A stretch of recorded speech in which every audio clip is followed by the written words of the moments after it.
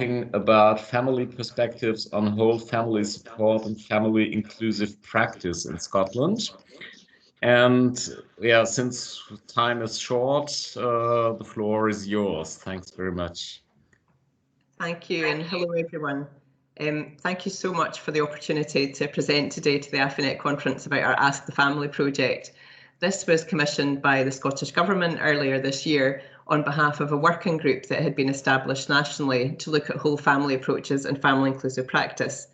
And the project was led by Scottish Families, who I work for, and in partnership with Action for Children, Circle and All in the Family, so 3 other third sector partners.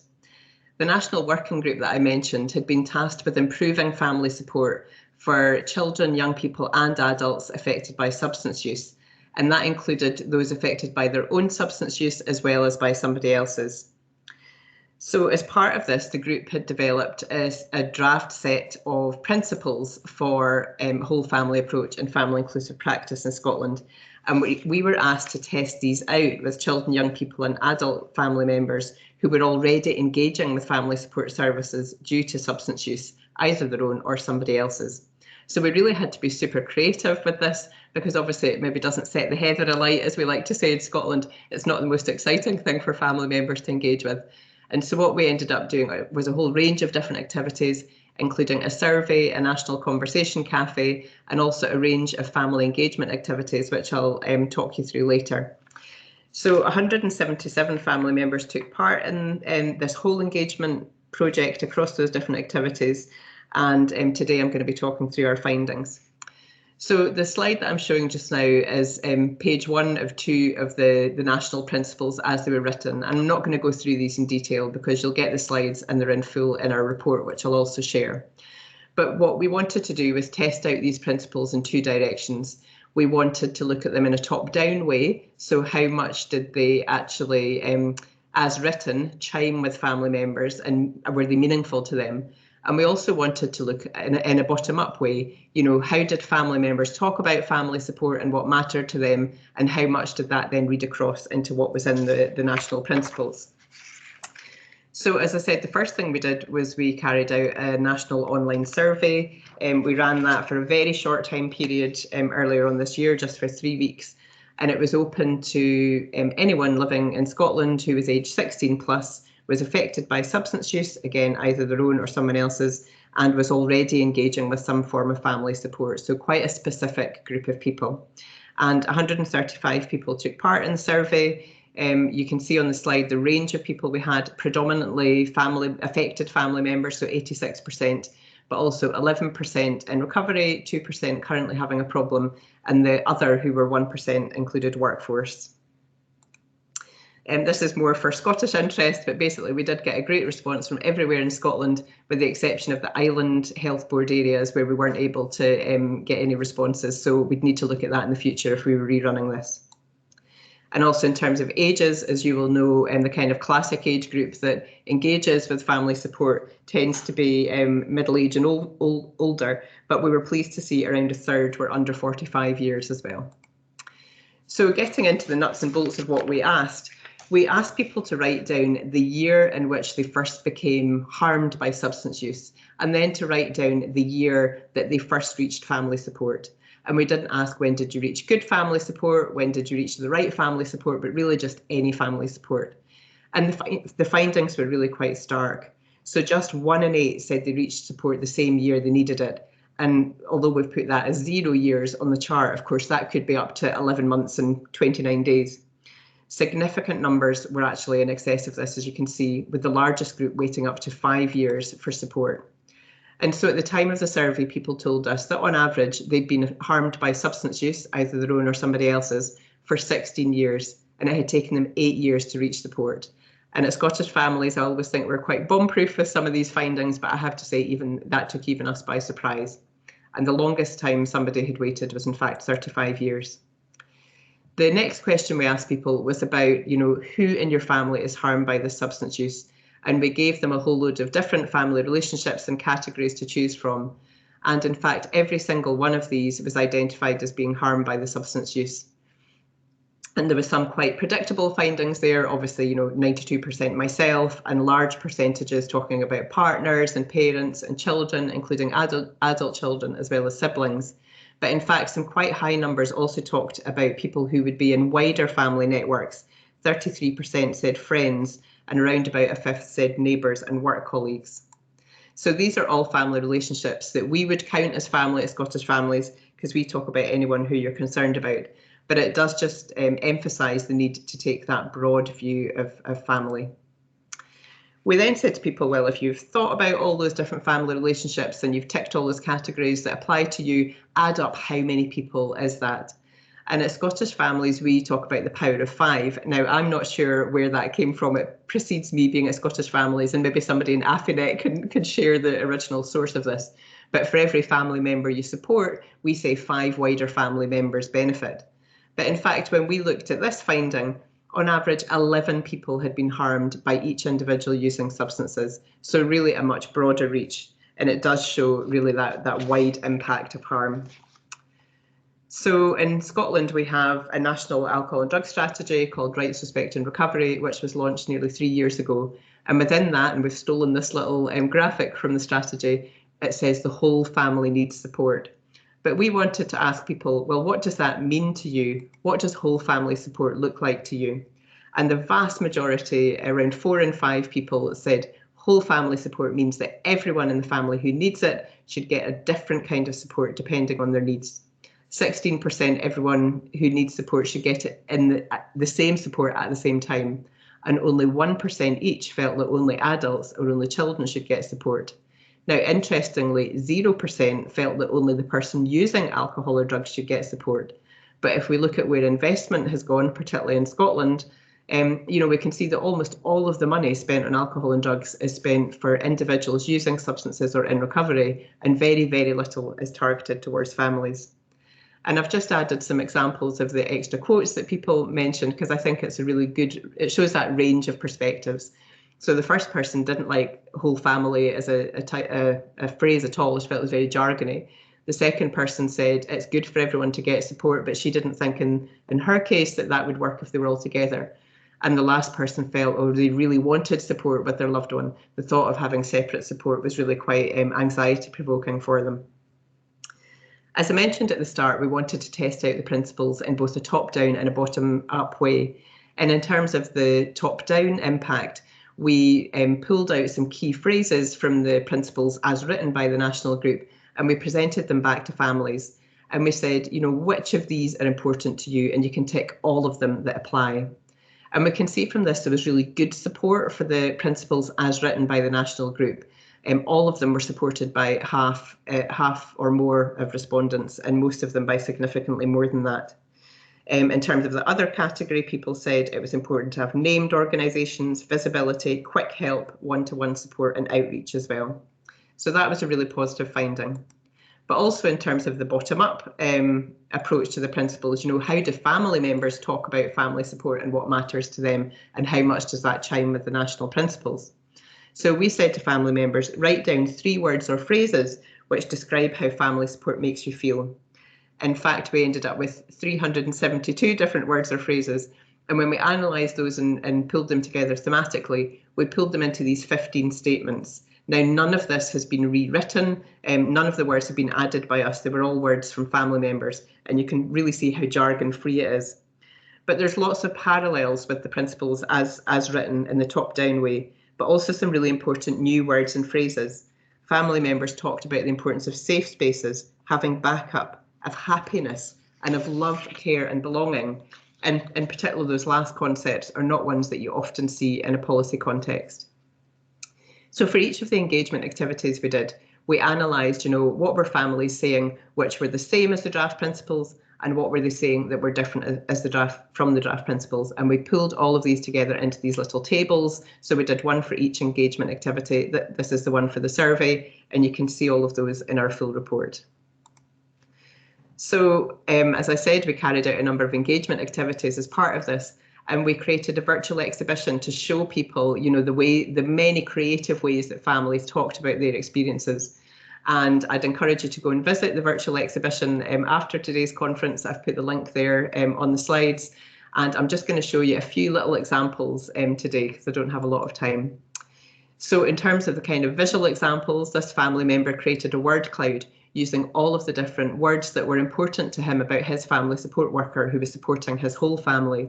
And one thing that really stood out when the worker described this whole process was that he really liked the way the worker called him mate. It was just a humanity, a sort of friendship, a connection. And also he liked the way he was blunt and brave. It wasn't about mollycoddling the family, but really about supporting them to confront what was going on. This young person wrote a letter about her family support worker who was supporting her and also her parents separately. And she really talks about the benefit of them all getting support individually, but actually they were all benefiting from that as a whole family. This is where I'm going to test out the echo issue. And we asked our Roots Young Persons Project if they would provide something for this. And of course, being the youth, they found they wanted to do a TikTok.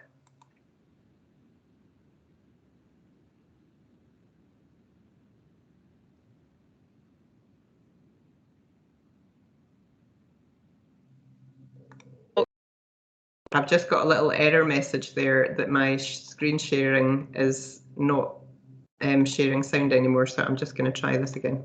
Who understands what I'm going through. I can tell her anything. Hi, my name's Amy. My mum abuses drugs and I just feel really alone and rejected, like I have no one to talk to.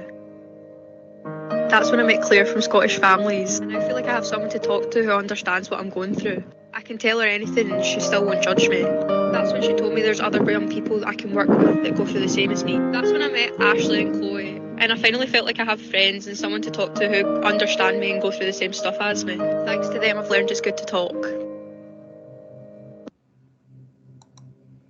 And this is a poem to our family support worker this was provided to us in writing, and my colleague Rebecca converted it into a little audio video clip.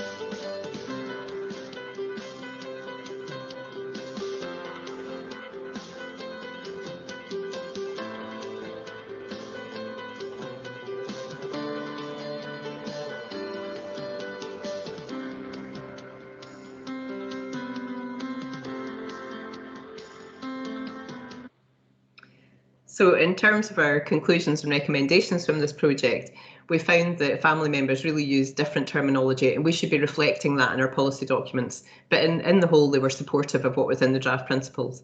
But they also identified some really important additional principles: workers showing their human side, challenging, being invested in helping, safe spaces, trust, challenging stigma and judgment, and working holistically, and that stickability of workers where they hold on and they never give up.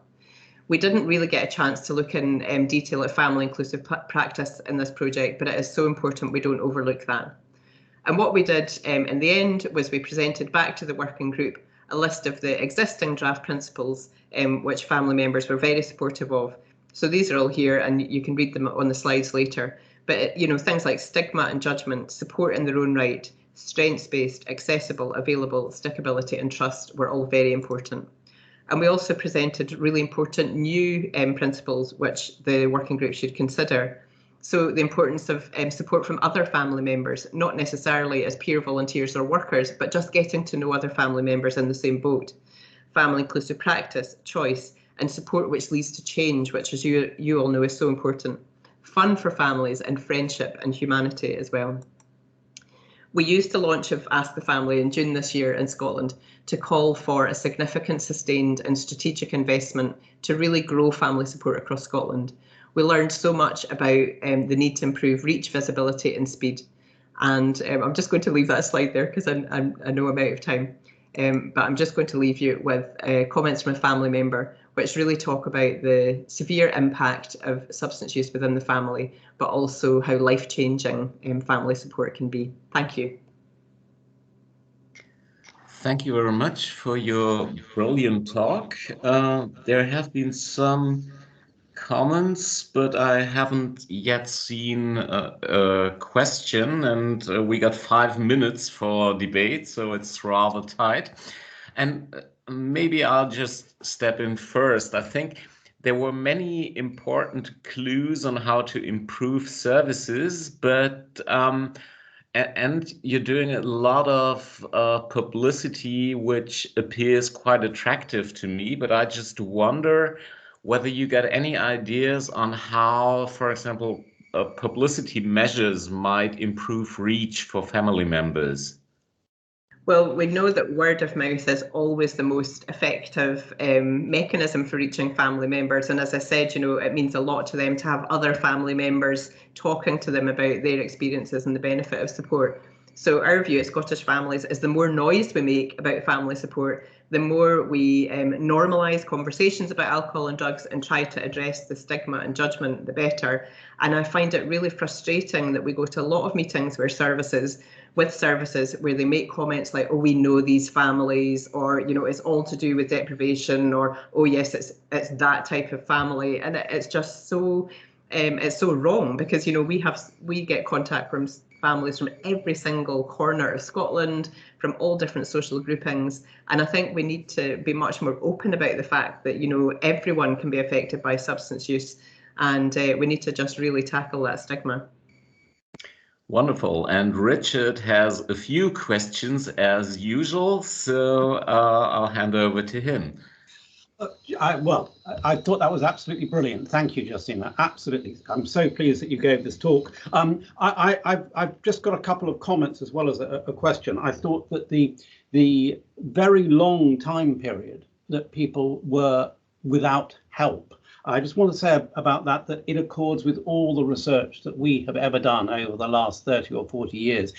And it's interesting, over the last 30 or 40 years, that doesn't appear to change. So wherever we do research in whatever country at any period in that time, what we find is that very large numbers of people talk about there being a very long period where they have been a family member affected by someone's alcohol or drug or gambling use and have had no help. So, I mean, there's no question there. It's just it accords so well with everything else. I suppose I was going to say the issue about that is, of course, when family members do reach support, they've exhausted all of their own strategies, networks, and so on. So it is that point of crisis and emergency, and of course, it's a lot harder to resolve the situation. Absolutely. The other thing I wanted to talk about was the 11 people on average harmed by each user. Those in AFINet will know that we have debated this over a long period of time, and we always, when we write about it, err on the side of minimalism and say, well, if we assume that for every person with an alcohol or drug gambling problem, they've affected one family member. We've got 100 million people in the world with substance problems, so 100 million family members. What you're talking about here is a different order of magnitude, and I think it's very important that this is something we need to do a lot more research on, so we can actually get these numbers as being far clearer, because numbers count. I suppose the other thing I wanted to ask about, which is a question, is about the stickability of workers. It's something that I've worried about for a very long time. That one of the things that happens, the worker is very important for resilience. The worker can help somebody feel, both for children of problem drinkers and drug users, but also for adults, that there's somebody very important there who can provide that constant support. But then workers move on. So how do we deal with the stickability issue? Well, I think, the services we were working with on this were all third sector workers, and, there does seem to be a kind of more stability in that workforce, I think, than in some of the statutory workforce. So that has resolved that to a certain point. But I think what we've learned ourselves is about having that really supported handover. We had a situation earlier on this year where a staff member went off on maternity leave, and we had a week-long handover with the families she was supporting, and that was through a project which is working with families where their loved ones are at high risk of drug-related death, so very, very chaotic situations.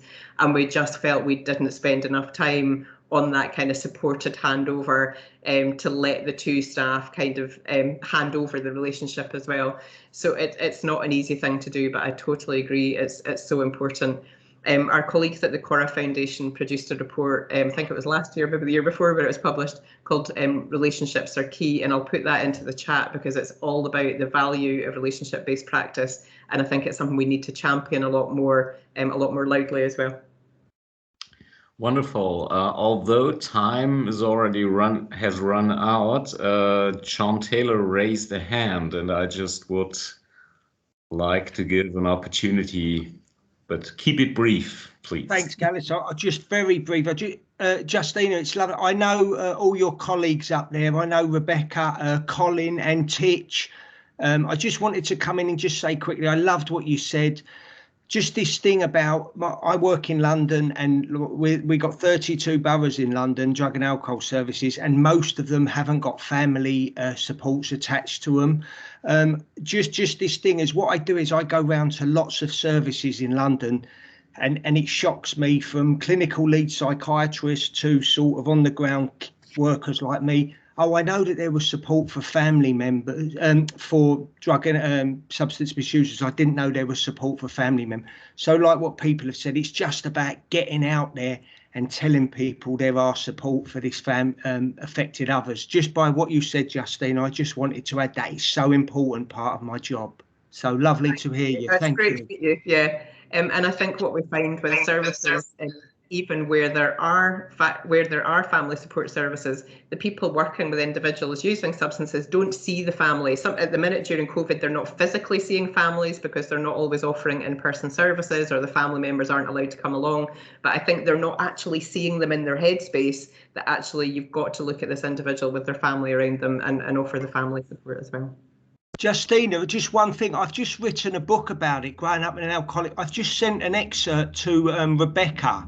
So will you have a look at that? Ask her for it, yeah? Yes, okay. I will. I just have to step in because thank you very much. Thanks all of you, all of